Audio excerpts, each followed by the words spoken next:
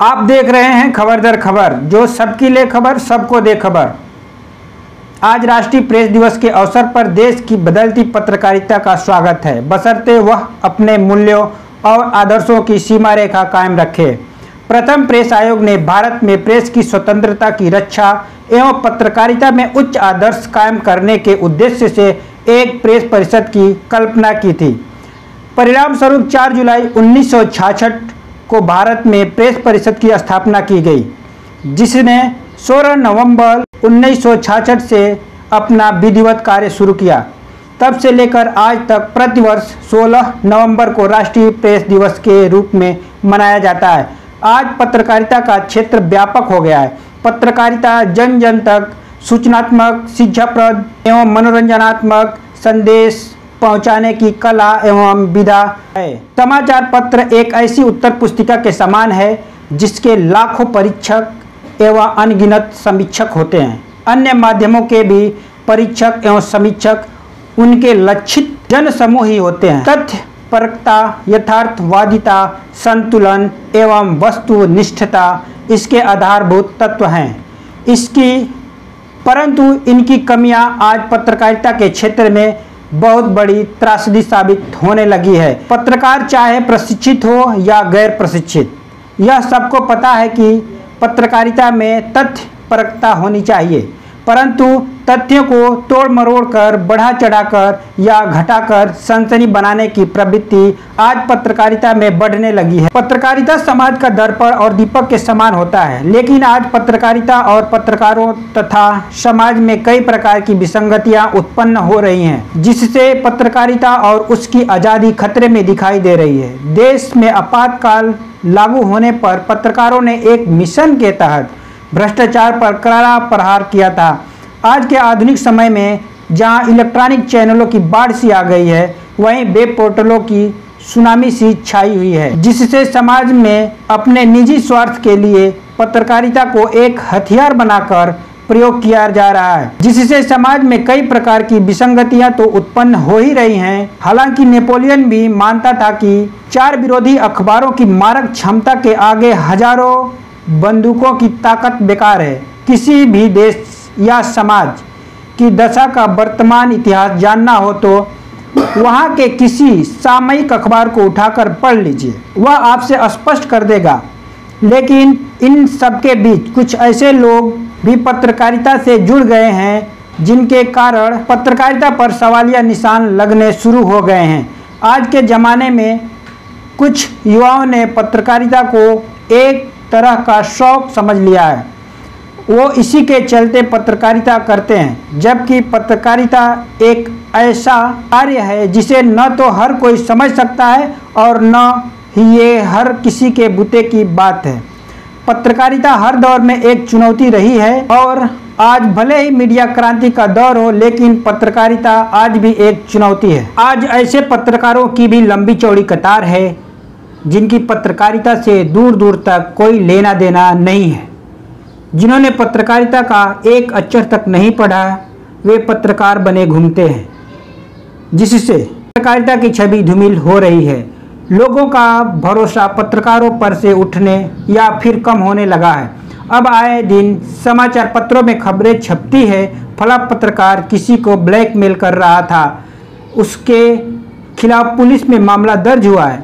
ऐसे ही लोग जनता में सच्चे पत्रकारों की छवि को धूमिल कर रहे हैं। आज पत्रकार बनने के लिए गुंडे, निरक्षर, आपराधिक मानसिकता के व्यक्ति अपने कारोबार को संरक्षण देने के लिए पत्रकारिता से जुड़े हैं। अपनी धाक जमाने व गाड़ी पर प्रेस लिखने के अलावा इन्हें पत्रकारिता या किसी से कुछ लेना देना नहीं होता, क्योंकि सिर्फ प्रेस ही काफ़ी है।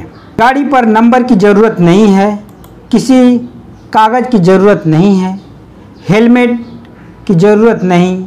मानो सारे नियम व कानून इनके लिए ताक पर रखे हैं, क्योंकि सभी इनसे डरते हैं, चाहे नेता, अधिकारी, कर्मचारी, पुलिस या अस्पताल हो।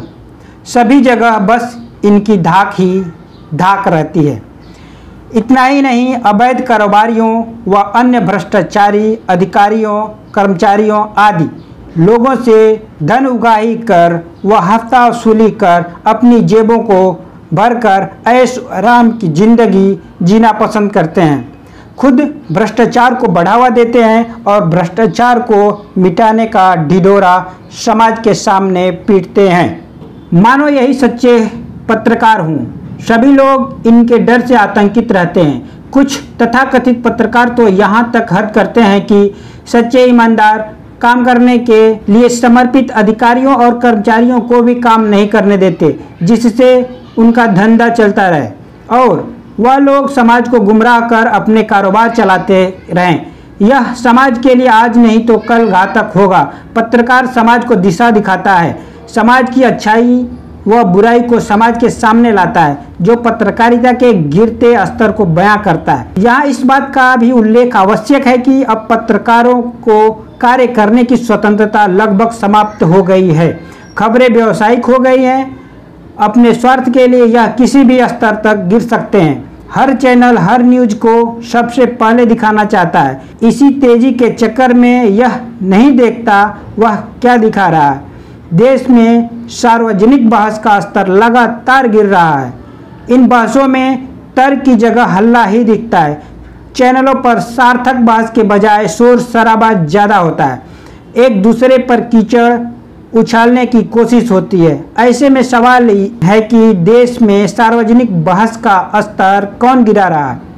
आए दिन टीवी डिबेट के यह कार्यक्रम विवादों में आते रहते हैं। अब यह मजहबी नफरत और सांप्रदायिकता के जहर को फैलाने का काम ज़्यादा कर रहे हैं। पार्टियों के प्रवक्ता चीख चीख कर बोलते हैं, जैसे उनमें आत्मबल, आत्मविश्वास और ज्ञान की कमी होती है। वो ऊंची आवाज़ में बात करते हुए व्यक्तिगत आक्षेप से लेकर निचले स्तर की भाषा भी उपयोग करते हैं। एंकर अपनी टीआरपी बढ़ाने के चक्कर में इस तरह की चीज़ों को और भड़काते हैं। बहस के दौरान कभी कभी ऐसा लगता है कि एंकर खुद किसी दल विशेष का प्रवक्ता बन रहा होता है, जबकि लोग शाम को प्राइम टाइम के समय किसी न्यूज़ चैनल की तरफ रुख करते हुए दिन के सबसे गंभीर मुद्दे पर एक विश्लेषणात्मक चर्चा की आशा रखते हैं। किसी भी सियासी पार्टी से ताल्लुक़ रखते हो, किसी भी दल का समर्थन करते हो, एक बात तो यकीनन मानते होंगे कि राजनीति का स्तर गिरता जा रहा है। मर्यादित राजनीति के बजाय बेहुदा और असंसदीय आरोपों बयानों का दौर चल रहा है। टीवी न्यूज़ चैनल भी इसका फ़ायदा उठा रहे हैं। पत्रकारिता जैसे पवित्र कार्य में जब से दलाल आ गए हैं, पत्रकारिता मुन्नी से भी ज़्यादा बदनाम हो गई। निरक्षर, साक्षर अथवा 6, 7, 8 पास करके पत्रकारिता का ककहरा न जानने वाले भी दिन भर बैग लटकाए अधिकारियों और नेताओं के दरवाज़ों पर 150 रुपये के लिए दस्तक देते रहते हैं और बाइक में तेल कहाँ से आएगा इसके लिए परेशान रहते हैं। परजीवी प्रजाति के कुछ घुमक्कड़ फर्जी पत्रकार बने दिन भर हाँफते रहते हैं। न कोई डिग्री न ही कोई शिक्षा, लेकिन बदलते परिवेश में दलालों का एक झुंड सुबह से शाम तक नेताओं के दरवाजे, सरकारी कार्यालयों, पुलिस स्टेशनों, तहसील, नगरपालिका, महानगरपालिका, जिला परिषद और राशन कार्यालयों आदि में बिन बुलाए मेहमान सरीखे विचरण करते कभी भी देखे जा सकते हैं। बस रोजी रोटी बन गई है इनकी फर्जी पत्रकारिता और इबारत की चमचागिरी करना इनका प्रमुख धंधा बन गया है। लोग बुरा भला कहें या गालियां देते रहें, इससे इनकी मोटी खाल पर कोई फर्क नहीं पड़ता।